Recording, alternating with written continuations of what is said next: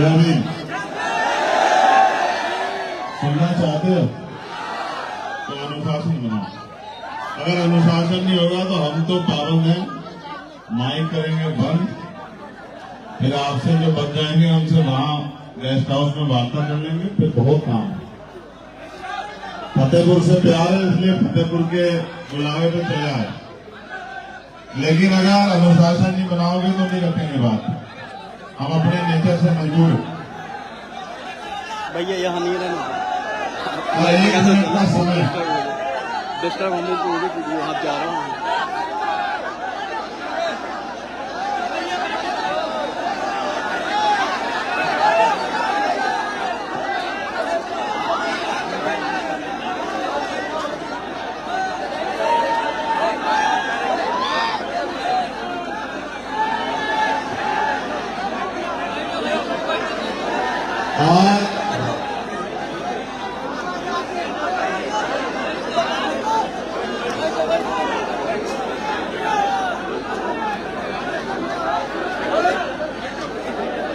आपके विषय में भी हम बात रखेंगे, आप चिंता मत करो, आपके विषय में बात रखेंगे, लेकिन बैठ जाओ।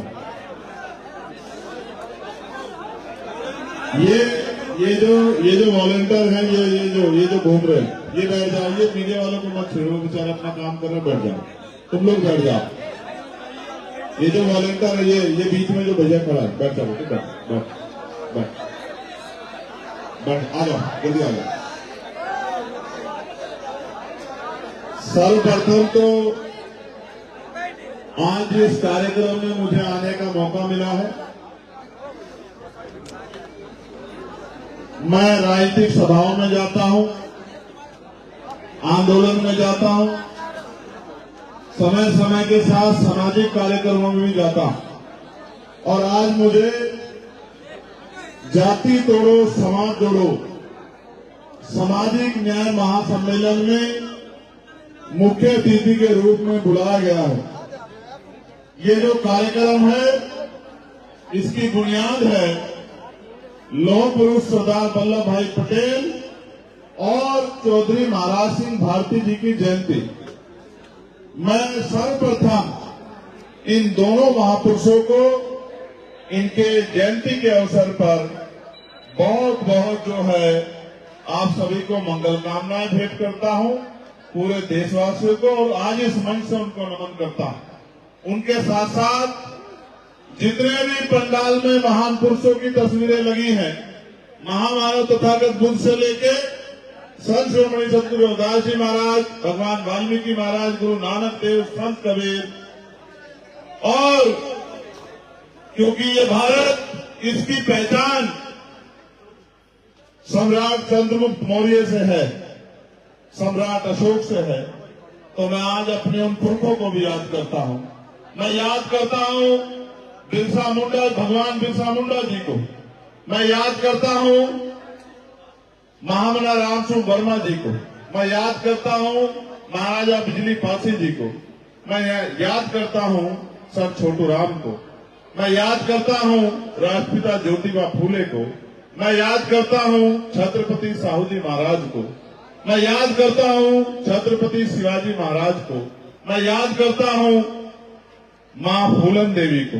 मैं याद करता हूं बाबू जगदेव प्रसाद कुशवाहा को, जननायक कपूरी ठाकुर को, संत राम बी प्रजापति को, बाबू शिवदयाल चौरसिया जी को। मैं याद करता हूं मान्यवर दीना भाना वाल्मीकि जी को, संत गाड़गे जी महाराज को, वीपी सिंह जी को, और मैं याद करता हूं मेरे गुरु मान्यवर साहब श्री काशीराम जी को। मैं सभी महान्यायिकों का भी आज जो महानायिकाएं हमारे यहाँ जन्मी है, माँ अवंतिका बाई लोधी, माँ झलकारी बाई कोरी, माँ उदा देवी पासी, माँ रमाबाई, माँ सावित्रीबाई फूले, मैं उन सब वीरांगनाओं को भी याद करता हूँ।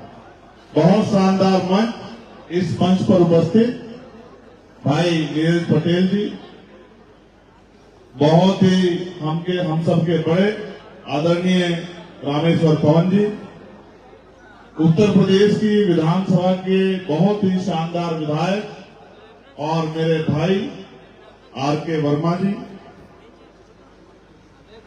मेरे साथ चल के आए सौरभ किशोर जी, कौशल जी, इस कार्यक्रम में अपना योगदान देने वाले और उसके अलावा भी बहुत से सम्मानित नेतागण, सामाजिक कार्यकर्ता, सामाजिक नेता, समाज का नेतृत्व करने वाले बहुत जिम्मेदार साथी सब मंच पर बैठे हैं। मैं उनका भी बहुत बहुत धन्यवाद और अभिवादन करता हूं। साथ में कार्यक्रम को संचालन कर रहे भाई डॉक्टर अनु पटेल जी, कार्यक्रम के सहयोग अर्पित पटेल जी, सतनाम गौतम जी सहयोगी, शिव कुमार जी, संजय वर्मा जी, आनंद जाटव जी, अवधेश पहलवान जी, प्रदीप गौतम जी, धर्मेंद्र चौधरी जी, मेघराज सिंह, राजेश पाटिल जी, प्रियांशु गौतम जी, शिवबरन रावत जी, नरेंद्र टाइगर जी, दिनेश गौतम जी, सत्येंद्र गौतम जी, सुरेश कोरी जी और गौरे पासी जी। मैं इन सब भाइयों का भी बहुत बहुत धन्यवाद करता हूं कि इन्होंने ये ऐतिहासिक कार्यक्रम किया और मुझे यहाँ बुलाया। हालांकि ये बात भी सत्य है कि उपचुनाव चल रहे हैं, ये भी बात सत्य है कि महाराष्ट्र और झारखंड में भी चुनाव चल रहे हैं, ये भी बात सत्य है कि राजस्थान में, बिहार में और मध्य प्रदेश में भी चुनाव चल रहे हैं। लेकिन चुनाव तो चलते रहेंगे, चुनाव आते हैं, दल लड़ते हैं, लोग जीतते हैं, सरकारें बनती हैं, सरकारें गिरती हैं। हम बहुजन समाज के लोगों का उनमें क्या, हम तो इंतजार करते रहते हैं कि भाई कभी हमारा कुछ बनेगा। वैसे भी आजकल हम आशावादी ज्यादा हो गए हैं, उम्मीदवादी ज्यादा हो गए हैं।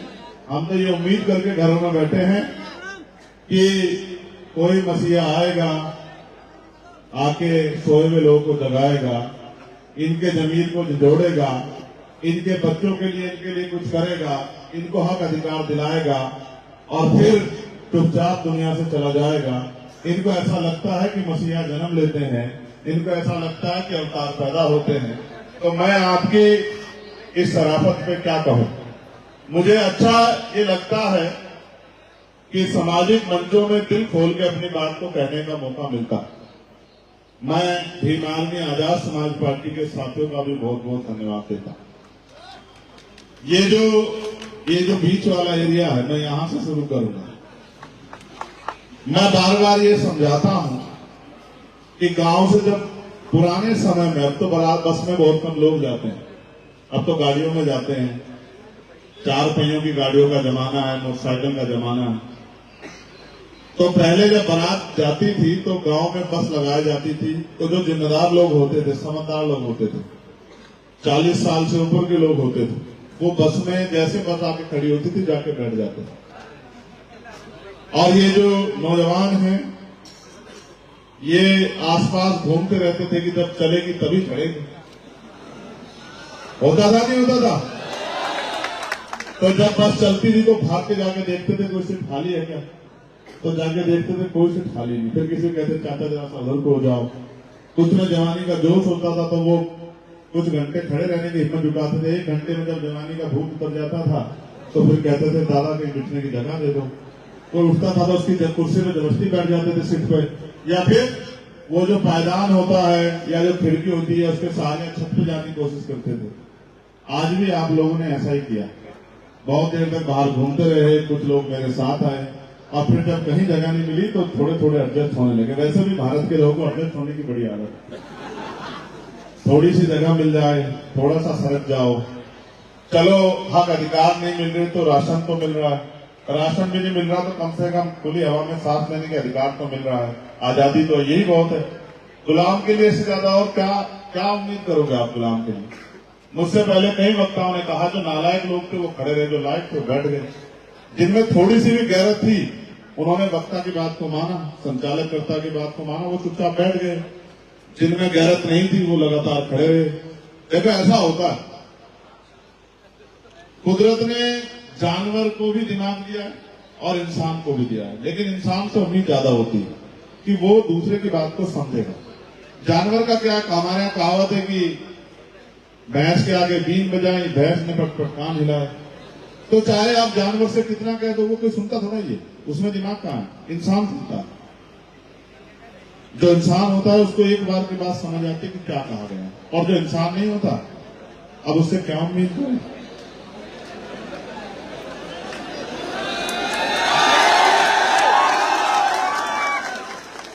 अगर नीला कपड़ा पहनने से क्रांतिकारी बनते तो तुम्हारी सड़कों पे सरेआम हत्या नहीं हुआ होती। नीला कपड़ा पहन के क्रांतिकारी बनते तो वहां ठेकों के बाहर लाइन लग के नहीं गिरे पड़े होते तुम लोग। ठीक है, सच मुझसे मत कहलवाओ। मैंने बड़े क्रांतिकारी देखे हैं, मंचों पे बढ़िया भाषण देते हैं, घर में जाकर अंधविश्वास पाखंडवाद को खूब बढ़ावा देते हैं। मैं बहुत सारे परिवारों से वाकिफ हूं, मैं जानता हूं।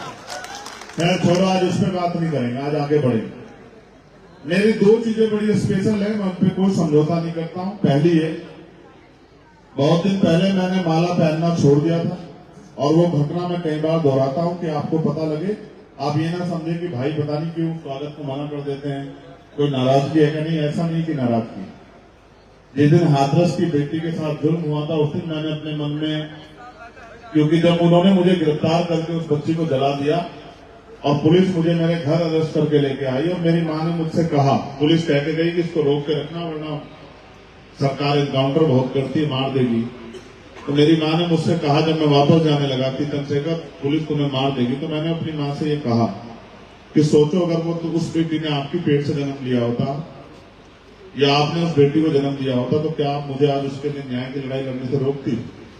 तो मेरी मां को मेरा दर्द समझ आया और मेरी मां ने मुझसे कहा कि जाओ कोशिश करो कि उस बेटी को न्याय मिले। उस दिन मैंने तय कर लिया था कि जब तक इस देश में बहन बेटियों पे जुल्म नहीं बंद होगा तब तक मैं माला नहीं पहनूंगा। अभी वो लड़ाई बहुत दूर है ना। मैं ऐसा नहीं कि मैं फूलों की नहीं पहनता, नोटों की पहन लेता हूं। ये भी सच है कि मैं किसी भी तरह की माला नहीं पहनता और मेरे अपने नियम में मैं उनको निभाता हूं। एक नियम मैंने बनाया कि वैसे हम स्वाभिमान की बात करते हैं, वैसे हमें पैर छुआने में बड़ा मजा आता है। ये देश जो है नायक पूजा का देश है। हम बाबा साहब अम्बेडकर को मानने वाले लोग हैं। बाबा साहब कहते थे कि धर्म में तो नायक पूजा अच्छी बात है, लेकिन मिशन में, राजनीति में नायक पूजा अच्छी बात नहीं, क्योंकि जब आप किसी को नायक बना देते हैं तो फिर वो तानाशाह हो जाता है और तानाशाह जो है अक्सर विनाश को आमंत्रित करता है। तो मैं पैर छूने से मना करता हूं। मैं आपको नीचे के लेवल पर भी कहूंगा, हमसे जो बहुत बड़े हैं, हमारी दादी की उम्र के हैं, दादा की उम्र के हैं, बड़े हैं, जिनका आप बहुत दिल से रिस्पेक्ट करते हैं, उनके पैर छू लो, चलो ठीक है, संस्कार के तौर पर ठीक है, मैं इसको भी सही नहीं मानता। मैं खुद कोशिश करता हूं कि किसी को अपमान ना महसूस हो, मैं कर लेता हूं, लेकिन मैं आपको कहना चाहता हूं मैं इस लायक नहीं अभी और मैं होना भी नहीं चाहता। मैं विचार को त्यागना नहीं चाहता कि आप मेरे पैर छूए। मैं अपने छोटे भाइयों से, पार्टी के नेताओं कार्यकर्ताओं से अपील करूंगा, ऐसी प्रथाओं को अपनी पार्टी संगठन में जन्म ना दे जिसका भविष्य में जिसके परिणाम बड़े खतरनाक हो। ऐसी प्रथाओं को जन्म ना दे, इसलिए किसी के पैर ना छुए, ना ही किसी को पैर छू के सम्मानित महसूस कराने के चक्कर में जो पैर छुए, ना ही अपने पैर छुआने में बहुत भरोसा जो है जाहिर करे। मैं इस बात के विरोध। आपने इस कार्यक्रम में मुझे बुलाया है, सरदार पटेल जी के बारे में मुझसे बेहतर रामेश्वर पवन जी ने अपनी बातों में रखा, भाई नीरज पटेल जी ने रखा, भाई रामलाल के वर्मा जी ने रखा। मैं उन पर बहुत कुछ नहीं कहना चाहता। उन्होंने जो किया है आज उनके बारे में बहुत कुछ स्पष्ट रामेश्वर पवन जी ने किया है। चौधरी महाराज सिंह भारती जी मेरे दिल के करीब हैं, इसलिए मैं उनको मानता हूं क्योंकि वो अर्जक संघ का निर्माण के संस्थापक सदस्य थे। महामना राम सिंह वर्मा जी, चौधरी महाराज सिंह भारती जी, बाबू जगदेव प्रसाद कुशवाहा जी, ये सब एक परिवार था। इन्होंने मिलकर जो है अंधविश्वास पाखंडवाद के खिलाफ आंदोलन चलाया। वो संसदीय सदस्य भी रहे, संसद सदस्य रहते हुए उन्होंने अपनी विचारों को कभी त्यागा नहीं। मैं उन्हीं का अनुयायी हूँ, इसलिए मैं उनको दिल से याद करता हूँ और बहुत मंच पे मैं उनके बारे में जिक्र भी करता हूँ। लेकिन मैं इस बात को भी सोचता हूँ कि अब उससे आगे क्या, महापुरुष तो करके चले गए, हम क्या कर रहे हैं? सिंह साहब बैठे हुए हैं, अहिरवार साहब बैठे हुए हैं, तो मैं ये सोचता हूँ कि कब तक हम ये कहते रहेंगे महापुरुष ये कहकर करके गए, ये कह के गए, ये करके गए, तो कुछ हम भी तो कर गए, कुछ हमारी भी तो जिम्मेदारी बैठती होगी, नहीं बैठती होगी। हम तो पढ़ने लिखने लगे हैं, अब तो हमारा दिमाग खुल गया, अब तो हम अपने अधिकार को जान गए हैं, तो अब तो हम कुछ कर रहे हैं। कब तक कहते रहेंगे उन्होंने किया कि सब कुछ तो लूट रहा है। अगर वो इतना करके गए और आप इनके सच्चे नहीं है तो फिर कैसे लूट रहा है, फिर कैसे जो है सब खत्म हो रहा है। आप भी देख रहे हैं निजीकरण की भेंट चढ़ रहा है पूरा सरकार सिस्टम। क्या आने वाले 10 साल बाद कोई सरकारी नौकरी बचेगी? क्या कोई गरीब का बच्चा नौकरी लग के अपने परिवार को मुख्य धारा में जोड़ पाएगा? आज जरूरत क्या है? मैं हिस्ट्री में लेके चलता हूं आपको। मैं बाहर आया था तो भी मैंने इस बात को दोहराया था, मैं आज यहां आया तो भी दोहराया। जब आप जाति नहीं मानते और आप ये कहते हैं कि हम जाति विहीन समाज की बात करते हैं, जब आप ये कहते हैं कि हम बहुजन भाईचारे की बात करते हैं, तो बहुजन भाईचारा जातियों के कुछ जातियों के अंदर नहीं होना चाहिए, फिर बहुजन भाईचारा पूरे बहुजन समाज के अंदर होना चाहिए। और जब बहुजन भाईचारे की आप बात करते हैं तो आपको हिस्ट्री पढ़नी चाहिए कि कितना बड़ा योगदान आज हमें यहाँ खड़े करने में हमारे इसी बहुजन भाईचारे के जो बड़ा भाई पिछड़े वर्ग के लोगों का है। मैं आपको याद दिलाने का काम करूंगा, तब आपको शायद याद आ जाए कि मैं बात क्यों कह रहा हूं। और ये वक्त की जरूरत भी है, चाहे छिट फिट के लुट फिट के एकजुट हो जाना, चाहे समझदारी से आज के माहौल की परिस्थितियों को समझ के एकजुट हो जाए। ये बात तो 49 में बाबा साहब अम्बेडकर भी कह रहे थे कि भाई भले ही आप रोटी बेटी का रिश्ता मत करो, भले ही आप एक थाली में मत खाओ, लेकिन अपने अधिकार बचाने के लिए, अपने आने वाली पीढ़ियों को इज्जत की जिंदगी देने के लिए तो कम से कम एकजुट हो जाओ। ये तो एक जैसा खून है, तो कम से कम एक जैसे खून को एक जैसा दिखना भी चाहिए। आप याद करो, जब इस देश में छुआछूत चरम पे थी, पानी पीने का अधिकार नहीं था, मटकी छूने का अधिकार नहीं था, स्कूल में जाने का अधिकार नहीं था, तो राष्ट्रपिता ज्योतिबा फूले जो आज के पिछड़े वर्ग से आते हैं, वही तो थे जिन्होंने अपना घर बार छोड़ के, अपने पिता से भी विद्रोह करके, अपने समाज से विद्रोह करके, कमजोर हक वंचित समाज की बेटियों को बेटों को पढ़ाने के लिए 18 स्कूल खोले, अपनी जान की बाजी लगाई। तो वो राष्ट्रपिता ज्योतिबा फूले इसी पिछड़े वर्ग के तो थे जिन्होंने संदेश दिया कि शिक्षा के माध्यम से आप अपने जीवन को बदल सकते थे, जिन्होंने पूरी जीवन अपने और अपने पत्नी को, पहले अपनी पत्नी को पढ़ाया और फिर उनके जरिए पूरे हक वंचित समाज की कमजोर वर्गों की बच्चियों को, बेटियों को मुख्य धारा में लाने के लिए, शिक्षित करने के लिए प्रयास किए। वो ज्योतिबा फूले पिछड़े वर्ग के तो थे जिन्होंने उनके बाद जो माना है, जिन्होंने आरक्षण का जन्म किया 1902 में, छत्रपति साहू जी महाराज, आज के वो इसी कुर्मी वंश के तो हैं। आज के शायद पढ़े लिखे कुर्मी समाज के लोग ना जानते हो, हम तो हिस्ट्री जानते हैं कि जिन्होंने आरक्षण की व्यवस्था की, जिन्होंने बाबा साहब अम्बेडकर को समाज के आगे ये कहकर प्रदर्शित किया कि आपका सच्चा नेता है, जिन्होंने बाबा साहब अम्बेडकर को अपनी लाइब्रेरी बनाने के लिए, अपनी जो है पुस्तकालय बनाने के लिए, अपना जो है प्रिंटिंग प्रेस चलाने के लिए 5,000 रुपए उस समय सहयोग के रूप में दिए। वो साहू जी महाराज पिछड़े वर्ग के तो थे। आप अगर हिस्ट्री पढ़ के देखोगे, चाहे सर छोटू राम रहे हो, वो भी पिछड़े वर्ग से आते हैं आज के, जिन्होंने बाबा साहब अम्बेडकर के साथ मिलकर साइमन कमीशन का स्वागत करके आपकी भारत की स्थिति में बहुजन समाज की स्थिति को बताने का काम किया, सरकार के सामने रखने का काम किया। गोलमेज कॉन्फ्रेंस में जो है, जो अधिकार हमें मिले कम्युनल अवार्ड के रूप में, बाबा साहब अम्बेडकर जिसका प्रतिनिधित्व कर रहे थे, उस बात को यहाँ जब साइमन कमीशन आया, उसका स्वागत करने वाले सर छोटू राम बाबा साहब अम्बेडकर के साथ, प्रजापति साहब, तमाम संग्राम बीए प्रजापति बाबा साहब के सहयोगी रहे, जिन्होंने बाबा साहब अम्बेडकर को जाति पाति तोड़क मंडल की उस सभा में मुख्य अतिथि के रूप में बुलाया, जिसमें बाबा साहब जा नहीं पाए, और जा नहीं पाने कारण अपने पूरे भाषण को उन्होंने किताब की श्रृंखला के रूप में जाति विहीन समाज की स्थापना के लिए एनिलेशन ऑफ कास्ट के रूप में किताब का संग्रह किया। वो संग्राम बीए प्रजापति आज के पिछड़े समाज के तो है। ये बहुजन समाज एक पेड़ की जड़ से निकली हुई शाखाएं हैं। जब तक हम इनको इकट्ठा नहीं करेंगे, तब तक भारत में कुछ भी बदलने वाला नहीं है। मैं धन्यवाद दूंगा जिन्होंने ये एकजुटता, ये भाईचारा बनाने का प्रयास किया, उन तमाम नौजवान साथियों का और उनको मार्गदर्शन करने वाले भाई नील पटेल का बहुत बहुत धन्यवाद करता हूं कि उन्होंने इस ऐतिहासिक प्रोग्राम को सजाने का काम किया और मुझे यहां बुलाने का काम किया। ये सच है कि इसको रोकने के लिए बहुत प्रयास हुए, लेकिन आप जानते हैं कि वायु को और युवा को कोई रोक नहीं सकता है। और जब जब मुझे जरूरत पड़ी, युवा साथियों ने मेरी एक आवाज पे पहरा देके, चाहे दिल्ली में सदगुरु रविदास जी महाराज का गुरु भट्ट का उसका आंदोलन हो, या एनआरसी का आंदोलन हो, या 11 तारीख का अभी का आंदोलन हो, सरकार की जड़ें हिलाने का काम किया। ये इस युवा शक्ति का भी मैं बहुत बहुत धन्यवाद करता हूं। आज इस मंच के माध्यम से आपके आंदोलन को और गति देने वाले मैं नगीना के सम्मानित साथियों का भी बहुत बहुत धन्यवाद करता हूं इस मंच के माध्यम से। और मेरे चुनाव में एक एक पैसा गांव से इकट्ठा करके नगीना भेजने वाले मैं भीम आर्मी आजाद समाज पार्टी और बहुजन समाज के तमाम साथियों का बहुत बहुत धन्यवाद करता हूं। मेरी हैसियत नहीं थी आज के महंगे लोकतंत्र में चुनाव लड़ने की। आप लोगों ने एक एक पैसा जुटा के जिस तरह से सहयोग करके उन तमाम शक्तियों के सामने मुझे खड़ा करने का काम किया, मैं इसके लिए हमेशा आपका ऋणी रहूंगा।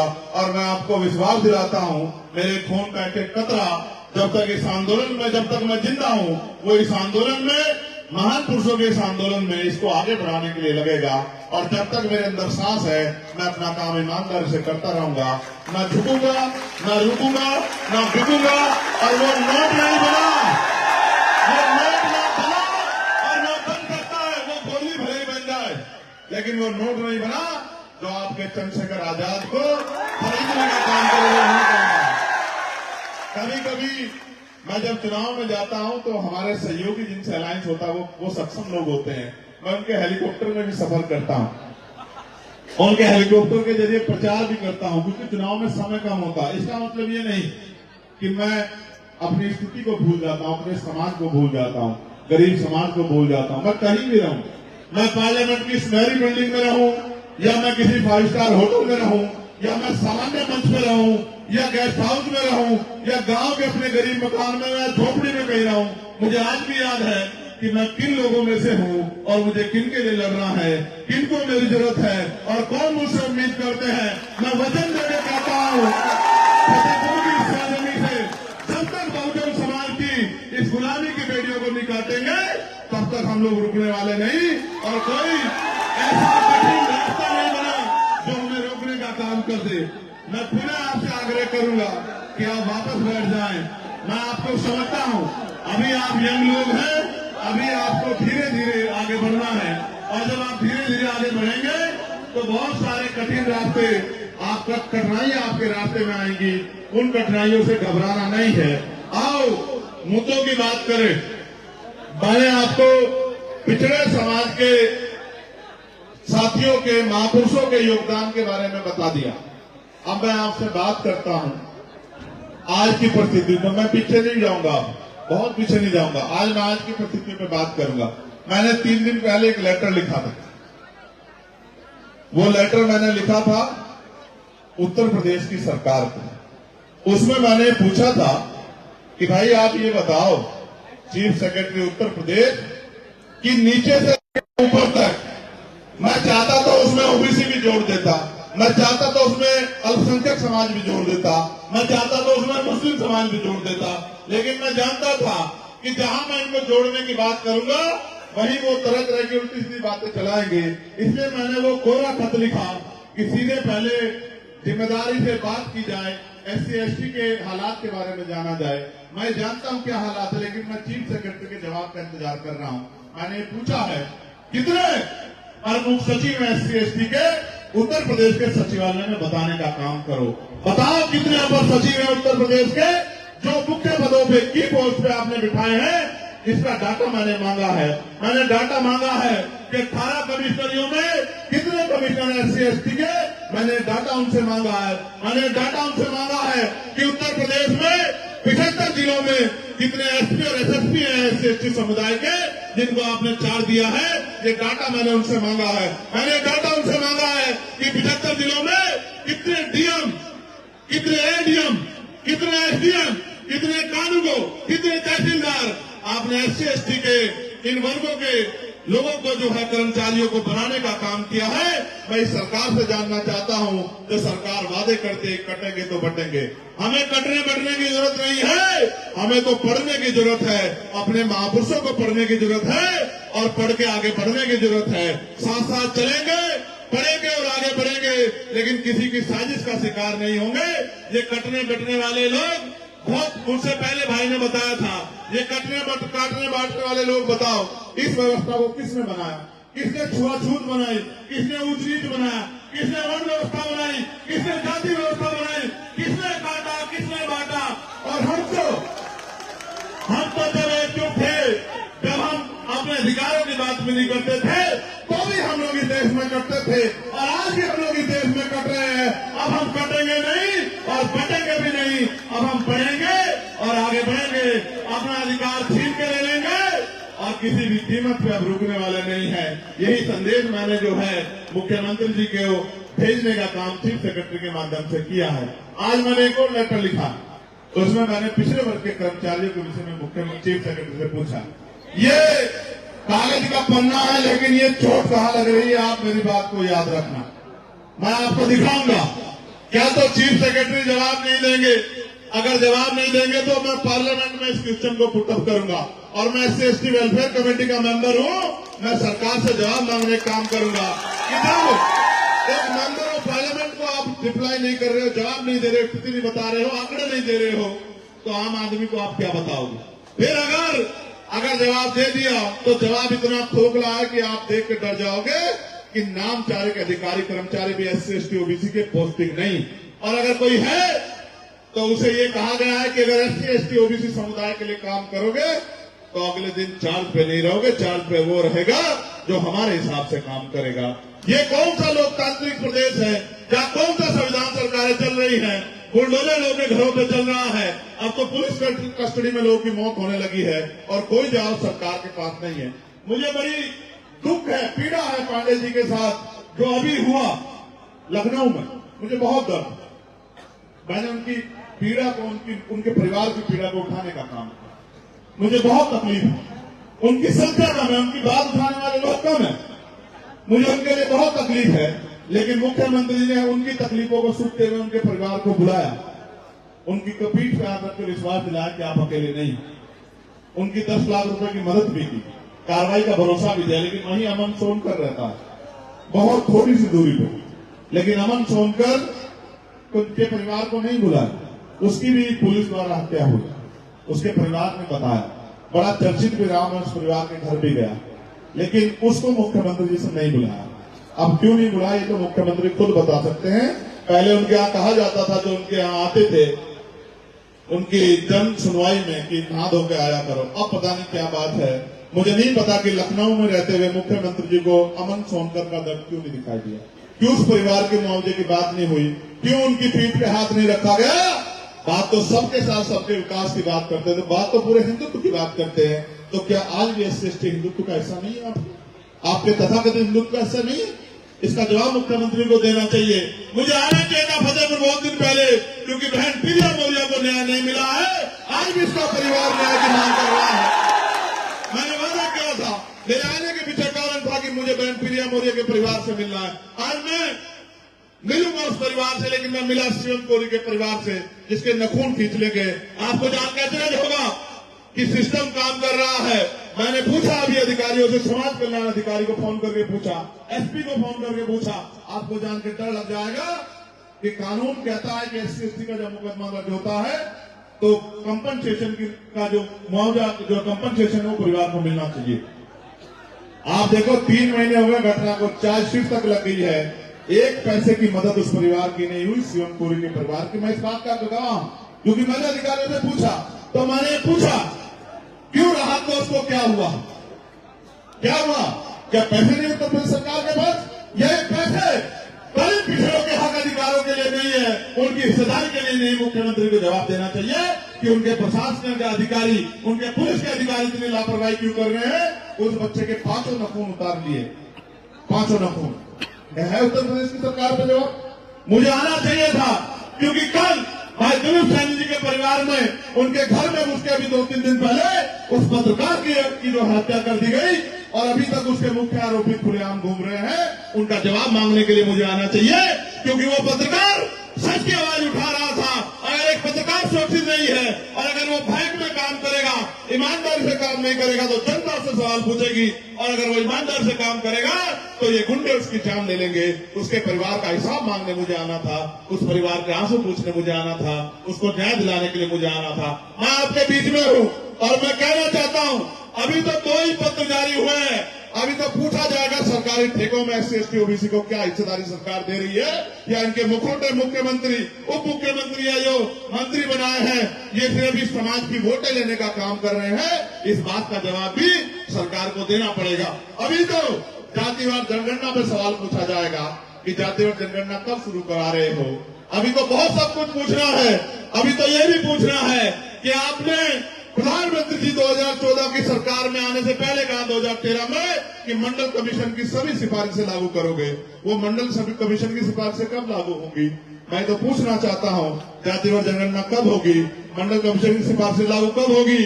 और अभी तो गौर से सुनना, अभी तो निजी क्षेत्रों में आरक्षण लेना है। मेरी बात को आप याद रखें। आप करो सरकारी क्षेत्रों में निजीकरण करके आरक्षण खत्म। अगर हम में दम होगा बहुजन समाज के लोगों में तो निजी क्षेत्रों में आरक्षण लेकर दिखाएंगे सरकार से लोग बात को। और अगर ये वास्तविकता में बहुजन समाज ठान ले तो मैं लिख के देता हूँ, किससे मांगना भाई? लोकतंत्र है, जिसके पास वोट है उसकी ताकत है, जिसके पास ताकत है उसके कलम में अधिकार है, और जिसके पास अधिकार है उसकी कलम में इतनी पावर है कि कुछ भी मांगने की जरूरत नहीं, बस कलम चलाओ, अधिकार ले लो। ये देश अभी संविधान पे चल रहा है। मौका है आपको, अपनी ताकत को पहचानो, एकजुट हो जाओ, और एकजुट होके मैं सबसे पहले आपका धन्यवाद करूंगा जो साथी यहां बैठे हैं उन सबका। लेकिन मैं आपसे आग्रह भी करूंगा, मैं आया अपनी बात रखी चला गया, उससे पहले अच्छे अच्छे वक्ताओं ने चले गए, आप घर जाके सो गए, उसी गड्ढे में कर गए। इससे कैसे बदलाव होगा? जब तक आप सिपाही बन के, समर्पित कार्यकर्ता बन के गांव गांव जाके भाईचारा कायम नहीं करोगे तब तक बात कैसे आगे बढ़े? भाई बहुत सारे लोग हैं जो अंधकार में हैं, उनको निकालने के लिए प्रयास करना पड़ेगा, नहीं करना पड़ेगा? अगर हम नहीं करेंगे तो कौन करेगा? हम नहीं करेगा तो दुश्मन करेगा। दुश्मन का अपनी विचारधारा में उनको लेके जाएगा। हमें चाहिए कि हम उनसे पहले उन तक पहुंच के उनको निकाल के इस मुख्य समतावादी, समानतावादी, मैत्रीवादी, इस अधिकारों के साथ आत्मसम्मान के साथ जीने वाली विचारधारा में लाने के लिए उनको तैयार करें। उनको सच बताएं कि सच क्या है। मैं आपसे बहुत जिम्मेदारी से कह रहा हूं, एक पत्र मेरे पास है, आंगनबाड़ी बहनों का, शायद वो यहीं कहीं बैठी हैं, उन्होंने मेरे पास पत्र दिया है।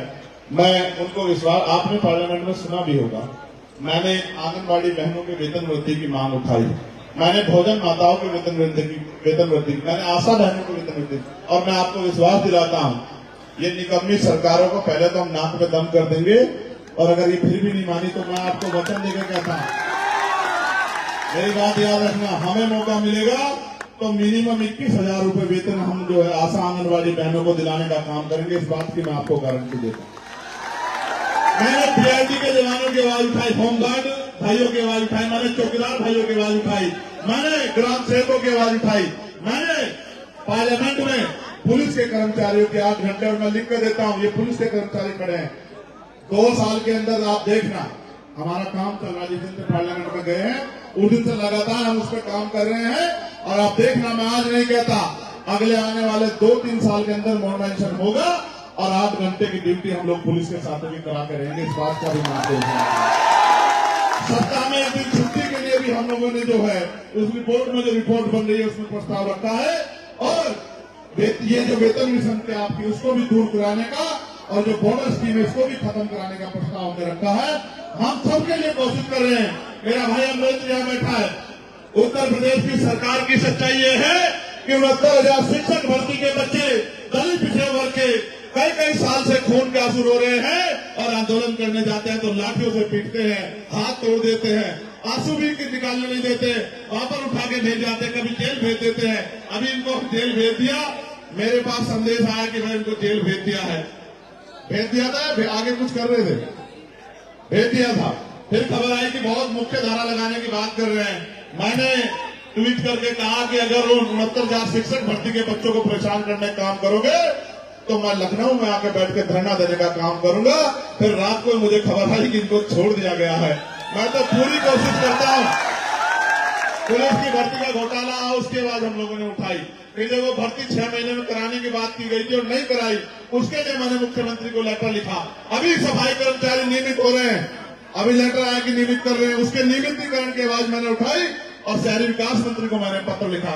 लगातार जिसकी समस्या मेरे पास आती है, हमारे किसी भी माध्यम से संगठन के उनके आवाज को उठाने काम करता हूं। और अभी तो 2 ही सेशन हुए। कल मुझे किसी ने कहा, एक पत्रकार ने पूछा कि भाई वो आपके मामले एमपी एमएलए कोर्ट में चले गए हैं, अब क्या करोगे? तो मैंने कहा भाई आज ले लो मेरी संस्था, मुझे क्या फर्क पड़ता है, मैं तो सड़क का आदमी हूँ। वहां तो मेरे ऊपर जिम्मेदारी है कि मैं पार्लियामेंट में हूँ, लेकिन मैं तो सड़कों पे काम करना चाहता हूँ। मैं आपको विश्वास दिलाता हूँ, आप याद रखना, जनवरी फरवरी खत्म होने दो, मार्च से शुरू करेंगे, 15 मार्च से 16 मार्च से। आप मेरी बात को याद रखना। और उत्तर प्रदेश का कोई कोना नहीं छोड़ेंगे, जान ही जाएंगे। हर एक गांव तक, हर एक कस्बे तक, हर एक तहसील तक पहुंचने का काम करेंगे। और जमीनी तौर पे जो है बहुजन समाज में भाईचारा पैदा करने का काम करेंगे। आप रूखी खिलाओगे रूखी खाएंगे, आप सूखी खिलाओगे सूखी खाएंगे। कोई 5 स्टार होटल नहीं चाहिए, कोई महल नहीं चाहिए, कोई पनीर नहीं चाहिए, पकवान नहीं चाहिए। आप चटनी से खिलाओगे तो चटनी से खाएंगे। किसान के बेटे अपने अपने हैसियत को जानते हैं। आप जैसे रखोगे, आप सूखे में रखोगे तो सूखे में रहेंगे, आप गीले में लिटाओगे तो गीले में रहेंगे। कोई मांग नहीं करेंगे, लेकिन आपसे ये बात जरूर लेके आपके बीच में आएंगे कि आप इस तानाशाही सरकार को उखाड़ फेंकने की तैयारी कर लो, क्योंकि अब इसके अलावा कोई रास्ता नहीं है। अगर बुलडोजर और तमाम तरह से जो परेशानी आपके सामने खड़ी की जा रही, आप ये देखिए, ये बुनियादी बात मैं आपसे कर रहा हूं। 70 साल पहले जो लोग उत्तर प्रदेश में, देश में कई जगह जिनके पास जमीनें नहीं थी, वो स्थापित हो गए हैं। आजादी से भी पहले जो वहां रह रहे हैं, आज उनके मकान पक्के बन गए। नए नए ऑर्डर आते हैं कि भाई ये बस्ती तो अवैध है, इसको खाली करो, खाली करो। सरकार का काम बसाने का होता है, सरकार का काम उजाड़ने का नहीं होता। क्योंकि जहां दलित पिछड़े वर्ग के लोग रह रहे हैं, मुस्लिम समाज के लोग रह रहे हैं, वही की बस्तियां उजाड़ी जा रही है। जहां इनके चहेते रह रहे हैं, वहां की बस्तियों को छुआ नहीं जा रहा है। ये लखनऊ में भी हुआ, हमने अपनी आंखों से देखा। मैं आपको विश्वास दिलाता हूं, सतगुरु रविदास जी महाराज ने कहा था, मेरी इस बात पर गौर करना। एक बार ऐसे ही सभा में उनके एक अनुयायी ने पूछा कि भाई गुरुजी हम इतना संघर्ष करते हैं, काम करते हैं, मेहनत करते हैं, पसीना बहाते हैं, लेकिन हमें सुख शांति का जीवन क्यों नहीं मिलता? गौर करना नौजवान, मेरे नौजवान बहादुर साथियों, इस पर गौर करना।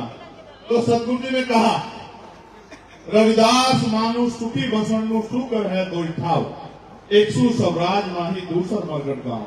कि भाई अगर सुख शांति का जीवन चाहिए तो 2 ही रास्ते हैं। जीते जी सुख शांति मिलेगी, स्वराज माही अपने राज में अपना राज लाओ, और मरने के बाद मिलेगी शमशान घाट में, कब्रिस्तान में। नीरज भाई कह रहे थे कि गया हुआ बताता नहीं, क्या कहते भाई, मरा हुआ आता नहीं, जिंदा जाता नहीं और मरा हुआ बताता नहीं। तो सुख शांति चाहिए, जीते जी तो राज लाना पड़ेगा, बिना राज के अलावा कोई रास्ता नहीं है। और ये बात बाबा साहब अम्बेडकर भी कह के गए हैं कि पॉलिटिकल पावर द मास्टर की। आपकी सारी समस्याओं का सत्ता है, सत्ता लाओ, राज लाओ, तभी जाके बदलाव होगा। और जब उनसे पूछा गया कि राज कैसा होना चाहिए, राज तो अभी भी चल रहा है, डबल इंजन की सरकार का, तीसरी बार का राज तो अभी चल रहा है। राज कैसा होना चाहिए, इस बात को भी सुन लो। ऐसा चाहूं राज में जहां मिले सबनु अन्न, और छोटे बड़े से सब संबसे रविदास रहे प्रसन्न। कि राज ऐसा होना चाहिए जहां कोई छोटा बड़ा ना हो, जहां कोई ऊंच नीच ना हो, जहां कोई भेदभाव ना हो, जहां किसी बहन बेटी का अपमान ना हो, जहां खाने के लिए अन्न की, तन ढकने के लिए कपड़े की और छत ढकने के लिए छत की दिक्कत ना हो, पीने के लिए पानी की दिक्कत ना हो, जहां कोई बहुत अमीर ना हो कि गरीबों का मजाक उड़ा सके, जहां कोई इतना गरीब ना हो कि रोटी के लिए मोहताज हो, सब लोग बराबर हो, ऐसा राज आना चाहिए। और 600 साल पहले उन्होंने हमारे पार्लियामेंट में कहा था, 600 साल पहले उन्होंने कहा कि बेगमपुरा राज लाओ, बेगमपुरा शहर बसाओ। बेगमपुरा का मतलब होता है बिना गम का राज, जहां किसी की जिंदगी में कोई गम ना हो, ना आगड़े की बात की, ना पिछड़े की बात की, ना छोटे की बात की, ना बड़े की बात की, सबके लिए उन्होंने कहा कि किसी की जिंदगी में कोई गम ना हो, ऐसा राज होना चाहिए।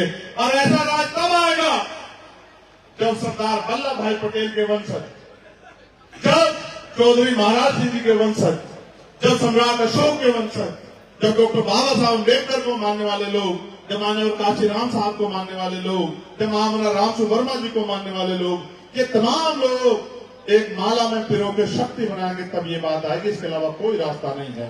तो मैं तो भाईचारा बनाने के लिए निकलूंगा। मेरा विश्वास है आपके भरोसे। मेरे पास आपके अलावा क्या अच्छा बता, मेरे पास तो कुछ नहीं आपके अलावा। मेरी तो ताकत आप हो, मेरी तो हिम्मत आप हो।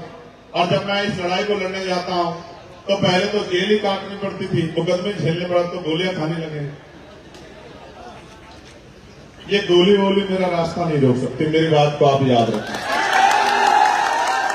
मेरा नाम चंद्रशेखर आजाद है। दोबारा सुनो गौर से, क्या मेरा नाम? एक बार मरूंगा, बार बार नहीं मरूंगा, लेकिन जब मरूंगा मेरे खून की एक एक बूंद इंकलाब लाएगी। मेरी बात को आप याद रखें। और गोली मौत ये तो आनी है। बुद्ध ने कहा कि मुझ पर अटल सत्य है, इसकी परवाह नहीं करेंगे जब तक, लेकिन जब तक जी रहे हैं तो इतिहास बनाते जाएंगे। वो इतिहास जिससे अपने लोगों को, कमजोर हक वंचित समाज के लोगों को अपनापन महसूस, उनकी जिंदगी में बदलाव। आप सब लोग फतेहपुर के मेरे साथियों, आसपास से आए मेरे साथी, मेरी बच्चियां वहां खड़ी थी, मैं बहुत देर से देख रहा था। खड़ी होगी, जब बेटियां खड़ी होती मुझे तकलीफ होती, जब बहनें खड़ी होती तकलीफ होती। मैंने घर से सीखा है। हमारे महापुरुषों ने भी कहा, बाबा साहब अम्बेडकर ने भी कहा कि मैं किसी भी समाज की तरक्की उस समाज में रहने वाली महिलाओं की तरक्की से मांगता हूं। आपको समझना चाहिए, अगर आपके आसपास कोई बहन खड़ी है तो ये बहुत सम्मान का काम नहीं। अगर आपके अंदर हिम्मत है तो अपनी कुर्सी उसको दो और खुद दूसरी जगह खड़े हो जाओ या बैठ जाओ। लेकिन अगर आपके रहते फिर आपकी जवानी का क्या फायदा कि कोई माँ खड़ी हो, कोई बहन खड़ी हो। मैं इस बात को अच्छा नहीं मानता। मैं उसको गुड़िया को देख रहा था, उनके आसपास 2-3 गुड़िया और थी, बीच में उसने गोद में भी किसी को ले रखा था। मुझे अंदर से दिक्कत हो रही थी, जाओगे बहुत उम्मीदें लेके घर से निकले हैं। मैं उम्मीद करूंगा कि आने वाले कल में अनुशासन से काम करके आप अपनी ताकत बनाओगे। और मैं उनको भी चैलेंज करता हूं जो बड़ा दुष्प्रचार कर रहे थे। हालांकि मैं इन विषय पे बोलता नहीं, ये मेरा काम नहीं, मैं अपनी शक्ति से बात करूं। जो बड़ा दुष्प्रचार कर रहे थे कि साहब हम तो झंडा लगाएंगे, हम तो कुर्सी पे बैठेंगे, सामने कोई और बैठेगा, हम तो झंडा ही ढोते आ रहे हैं। काश कभी झंडा ढोया होता आप लोगों ने, स्वाभिमान का झंडा, भाईचारे का झंडा। काश कभी आपने कोशिश की होती कि बटी की ताकतें एकजुट हो जाए। मेरी एक बात को याद रखना, आपको मेरे ऊपर भरोसा है? हाथ खड़े करो जिनको भरोसा है। क्या मैं आपको किसी गलत रास्ते पर ले जा सकता हूं? तो जहां मेरा नाम जुड़ गया वहां आपका सम्मान जुड़ गया, नहीं जुड़ गया बताओ? फिर किसी दूसरे की सलाह की जरूरत है आपको? हाँ, मैं उनको भी ये कहना चाहता हूं, समझदार बना। एक जाति से, एक वर्ग से कोई लड़ाई नहीं जीती जा सकती जब तक बहुजन समाज, दुश्मन भी चाहता है बहुजन समाज एकजुट ना हो, और आप भी ऐसे काम करते तो आप और दुश्मन में क्या फर्क? मैं पुनः उन सब साथियों का जिन्होंने अपनी मेहनत की कमाई से कार्यक्रम कराया, जिन्होंने यहाँ रह रह के लोगों को जागरूक करने का काम किया, गांव में मीटिंगें की, मैं उन सब भाइयों का दिल की गहराई से धन्यवाद करता हूं। और मैं आपको विश्वास दिलाता हूं, अब इस लड़ाई में हम मर तो सकते हैं लेकिन रुक नहीं सकते। बहुत दुष्प्रचार होंगे, बहुत कुछ कहा जाएगा, बहुत तरह की बातें होंगी। आप एक बात याद रखना कि जब तक हैं तब तक आप हैं, जिस दिन नहीं रहेंगे उस दिन आप अपने आप सोच लेना क्या कर लेना।